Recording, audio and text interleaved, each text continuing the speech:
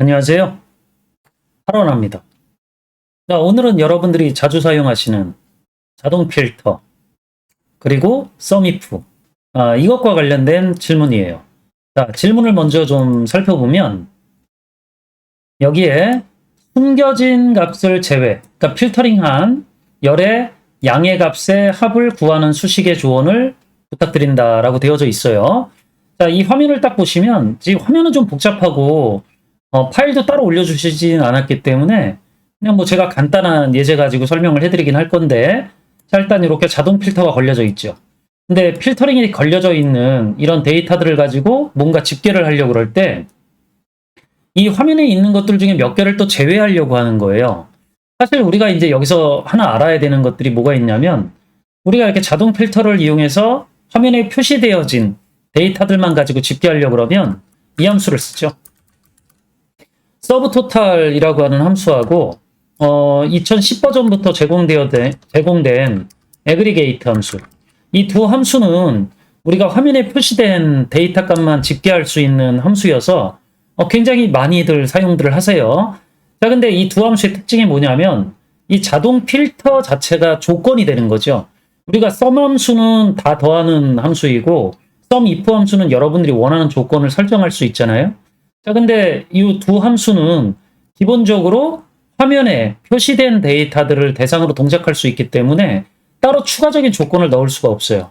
자, 그러니까 우리가 이런 식의 이제 화면에 필터링된 데이터를 대상으로 뭔가 집계를 하려고 그럴 때 여기다가 추가 조건 같은 것들을 넣고 싶다라는 거죠. 자, 이럴 때 이제 어떻게 해야 되냐라고 하는 부분들에 대해서 설명을 좀 드려보도록 할게요. 자, 파일은 제가 아까 말씀드렸다시피 따로 올려주셨던 내용들이 없어서 그냥 대강 만들었어요. 간단하게 만들어 놨는데 한번 열어보면, 자, 이렇게 구성을 해놨어요. 상점이라는 데가 있고 여기 상품이라는 게 있어요. 자, 그리고 여기 뭐 판매된 금액 같은 것들이 있다라고 쳐볼게요. 자, 그럼 이 열에 이제 모든 숫자를 더하는 동작을 하려고 하면 우리가 일반적으로는 이런 썸 함수 같은 걸 이용해서 간단하게 범위 선택해서 집계할 수 있겠죠. 자, 근데 만약 여기다가 이제 조건을 지정해서 다라고 하는 상품에 해당하는 합계만 구하고 싶다. 그럼 이건 이제 조건이 하나 추가되어지는 거니까 우리가 이제 어떤 걸 써야 돼요? 여기에 오른쪽에다가 제가 간단한 계산식들 좀 정리를 해놓고 써보면 sum if 함수 같은 걸 써야죠. 여러분들이 확인하려고 하는 범위에 조건을 집어넣게 돼요. 지금 이 범위는 당연한 얘기지만 뭐 상품 데이터가 들어가져 있는 여기가 될 거고, 조건은 지금 제가 여기다 입력해 놨잖아요. 자, 이게 이제 범위 조건이에요. 그럼 여기에서 이제 우리가 숫자는 없기 때문에 숫자를 더하려고 할 때 여기에 숫자 범위가 하나 더 나와줘야 되겠죠. 자, 그러면 그 범위를 합계 범위라고 그래요. 자, 그래서 이렇게 하면 범위의 조건에 맞는 행과 동일한 요 숫자 열의 값을 더할 수 있겠죠. 자, 그래서 얘들을 한번 제가 작업을 좀 해보면, 자, 여기다 그대로 수식을 입력을 해볼게요. sum if 이렇게 될 거고요. 범위는 여기가 된다라고 했었고, 조건은 얘가 된다라고 그랬어요. 다. 자, 그 다음에 이제 제가 더하려고 하는 건 요 금액열이기 때문에 요 행에 있는 데이터 값들이 모두 더해지게 돼요. 다 300이고 5개 있기 때문에 3, 5, 15니까 1500 정도 나타나시면 되겠죠. 자, 엔터. 자, 이렇게 나와요. 자, 근데 이제 이렇게 나타나지는 것들을 가지고 봤을 때 우리가 이런 sum이나 sumif 함수는 자동 필터랑 대응되면서 동작하지는 않죠. 이게 무슨 얘기냐면 제가 여기서 원하는 조건을 이렇게 설정을 하게 되면 데이터가 줄어들었는데 이 결과는 안 바뀌죠. 그죠? 자, 그래서 이런 식의 필터는 해제해보고 동작을 이제 우리가 하려고 할 때 어떤 작업들을 할 수 있냐. 가장 유명한 게 이 서브토탈이라고 하는 함수예요. 서브토탈이라고 하는 함수를 쓰려고 할 때 얘도 간단하게 좀 정리를 해놓고 설명을 드리면, 이거 맨 처음에 얘는 11개 집계 함수를 대체할 수 있기 때문에 함수를 사용할 함수 번호를 입력을 해요. 물론 나중에 보시면 목록에 떠요. 자, 그럼 그 함수 번호를 이용해서 여러분들이 지정된 범위 내에, 물론 여기가 더 이렇게 나오긴 하지만 보통 이렇게 범위 잡고 끝나거든요. 그럼 자, 범위 내에 화면에 보이는 데이터들만 집계를 해주거든요. 자, 그럼 제가 그대로 한번 입력해서 써보면 서브 토탈이라고 하는 함수를 쓰고 여기 함수가 번호가 이렇게 나오니까 골라 쓰시면 돼요.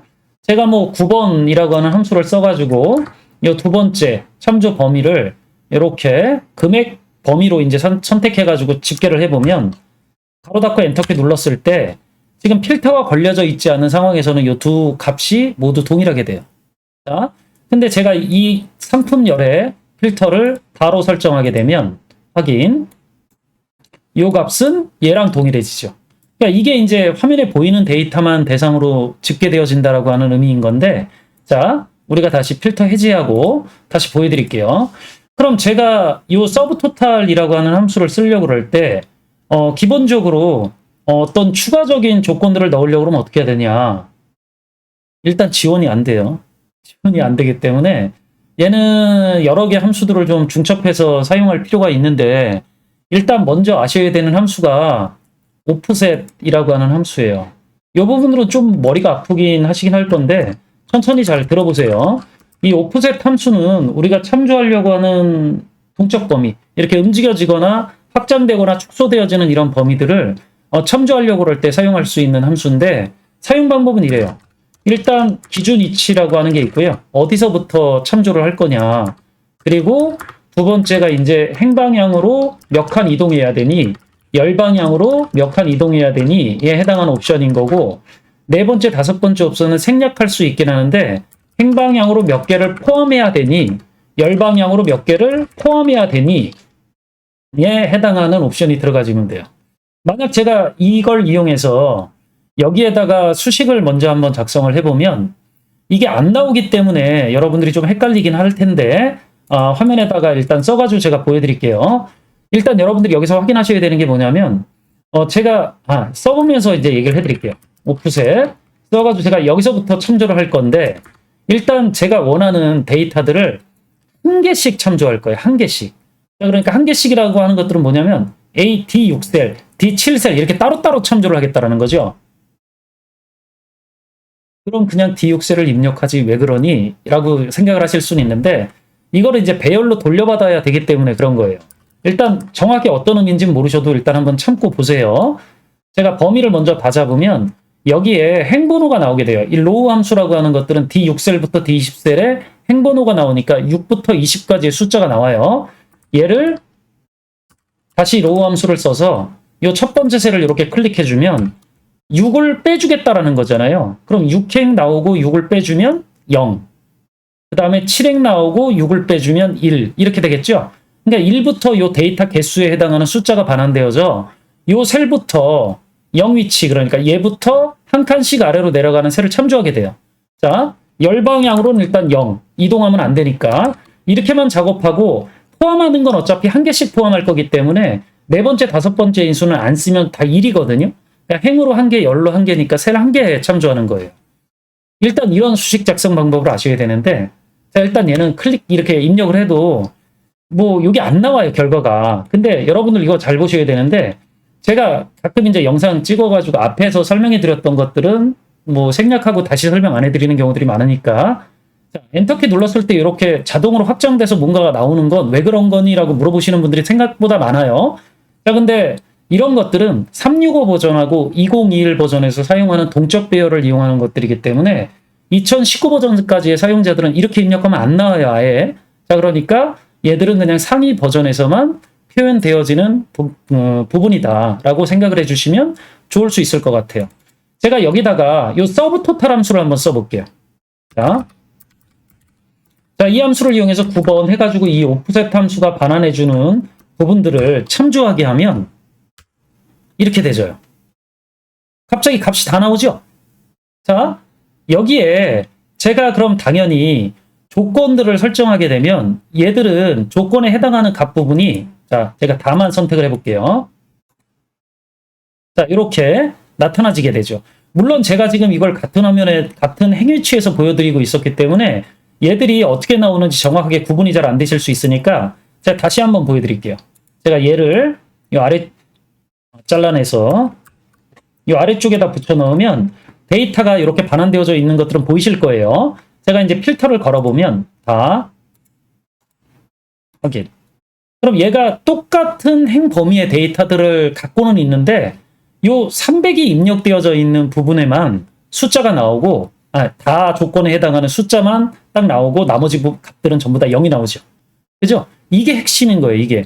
이 부분을 돌려받을 수 있으면 여기에다가 이제 추가적인 조건을 거는 건 얘가 이제 배열이니까 좀 더 간단하게 해결할 수 있겠죠. 제가 다시 옮겨왔어요.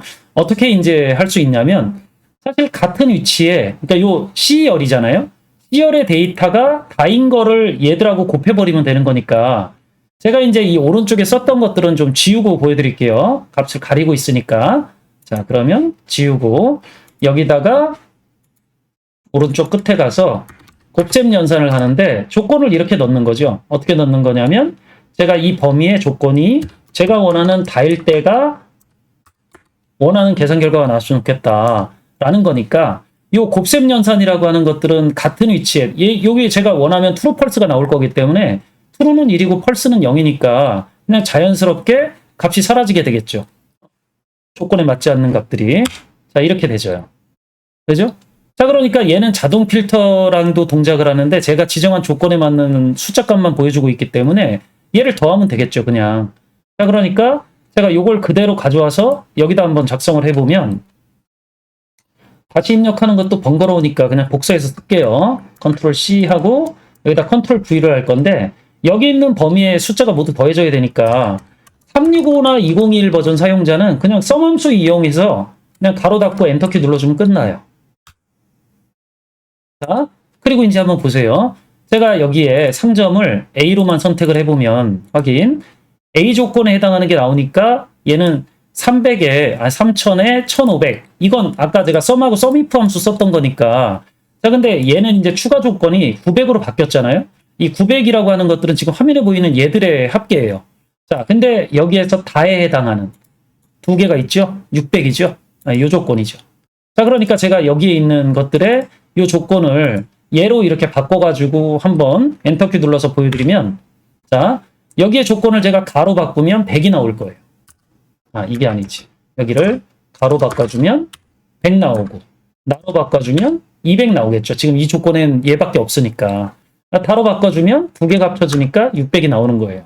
그래서 이런 방식으로 이제 추가적인 조건을 걸 수 있다라는 거죠. 자, 근데 얘는 이제 우리가 365나 2021 버전은 이렇게 썸함수 쓰는 게 쉽긴 하는데 이게 이제 2019 이하 버전 사용자들은 이렇게 사용하면 컨트롤 시프트 엔터 키로 눌러가지고 수식을 입력해야 되거든요. 자, 그러니까 그런 것들 번거롭다라고 생각을 하시면 이 함수를 SUMPRODUCT이라고 하는 함수로 바꿔서 사용하시면 그냥 엔터키 눌러서 수식 작성하실 수 있어요. 그래서 좀 크게 보여드리면서 정리를 해드리면 조금 복잡해 보이긴 하나 이 수식 패턴들을 좀 제가 정리해서 써서 보여드리면 이렇게 되겠죠.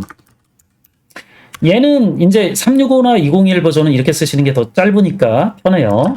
자, 근데 19 이하 버전 사용자들은 이렇게 쓰시고 여기 서브 토탈 함수를 이용해서 여러분들이 집계하려고 하는 함수 번호를 입력하시면 되고요. 다만 참조 범위를 오프셋 함수를 가지고 참조를 하시는데 제일 처음에 여러분들이 더하려고 하는 숫자값 범위에 첫 번째 셀 주소가 나와야 돼요. 그러니까 여기에는 D6셀이 되겠죠. 여기가 D6셀이 나오고 그 다음에 여기에 이제 번호를 1년 번호를 0번부터 요 개수만큼 나오도록 만들려고 로우 함수에 D6, D20 범위 이렇게 잡고 나서 이게 전체 범위였었죠. 그리고 빼기 해가지고 로우 해가지고 이렇게 했었는데 그냥 여기선 6 빼도 돼요. 근데 이걸 이제 이렇게 하시면 다음에는 여러분들 데이터에 맞춰서 여기 앞에 6행이면 6, 5행이면 5 이렇게 쓰셔야 되니까 이거 같은 방법이긴 하거든요. 자, 그러니까 뭐 편하신 대로 하시면 돼요. 자, 그리고 열방향으로는 이동할 필요가 없으니까 그냥 이렇게 0 집어넣어 놓고 이렇게 해서 끝내시면 되거든요. 그리고 여기까지가 이제 우리가 참조 범위인 건데 조건을 추가할 때 반드시 어떻게 하셔야 되냐면 곱셈 연산. 이게 이제 AND 조건이거든요. 지금 머리가 조금 가려지고 있으니까 여기다 작성을 해드리면 자, 이게 AND 조건이에요. SUM, IFS 함수 같은 애들이 쓰는 얘도 맞고 얘도 맞아야 된다라고 하는 조건이니까 여기다가 여러분들이 추가하려고 하는 조건 범위가 나와야 되고 지금은 제가 요 C열, 상품열에다가 조건을 걸었었죠.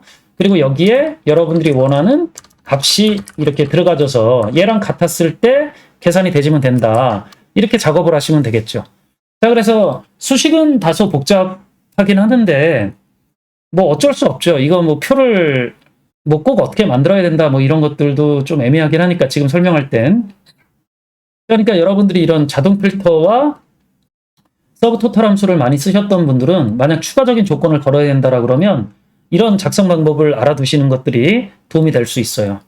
자, 이번엔 여기까지 설명드리면 될 것 같고, 자, 영상이 도움이 되셨다라 그러면 시청만 해주시지 말고 많이들 보시는데 구독하는 것들은 여전히 좀 덜 하시더라고요.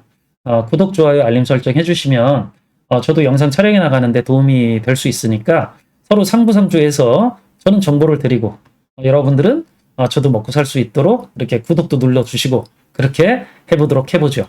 자, 어쨌든 여기까지 설명드리고 다음에 또 다른 주제 가지고 추가적으로 영상에서 만나 뵙도록 할게요. 수고하셨습니다.